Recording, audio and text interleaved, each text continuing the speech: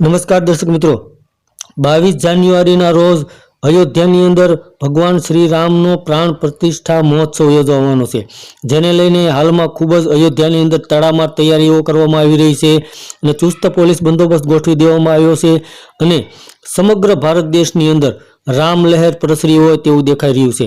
સમગ્ર ભારત દેશની અંદર હિન્દુ અને રામ ભક્તો જય શ્રી રામના નારા લગાવી રહ્યા છે।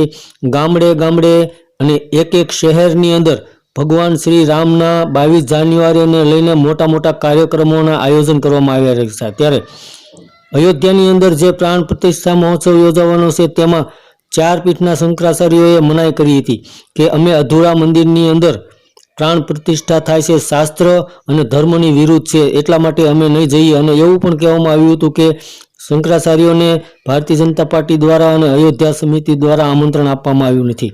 તો તેને લઈને સોશિયલ મીડિયા ઉપર પણ કોમેન્ટો થઈ રહી છે।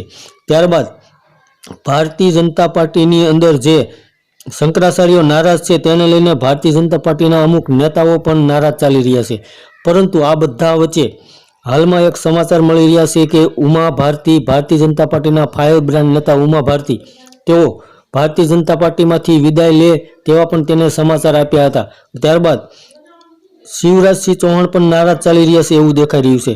આ બધાની વચ્ચે ભારતીય જનતા પાર્ટી કોઈ પણ ભોગે અયોધ્યાની અંદર 22 જાન્યુઆરીના રોજ ભગવાન શ્રી રામનો પ્રાણ પ્રતિષ્ઠા મહોત્સવ યોજાય એવું જ ઈચ્છી રહી છે અને યોજાશે પણ, જેને લઈને ભારતીય જનતા પાર્ટી ખૂબ જ ઉત્સાહમાં છે। કારણ કે ભારત દેશની અંદર રામ લહેરને કારણે આવનારી લોકસભાની ચૂંટણીમાં ભારતીય જનતા પાર્ટીને મોટો ફાયદો થાય એવું દેખાઈ રહ્યું છે। ધન્યવાદ દર્શક મિત્રો।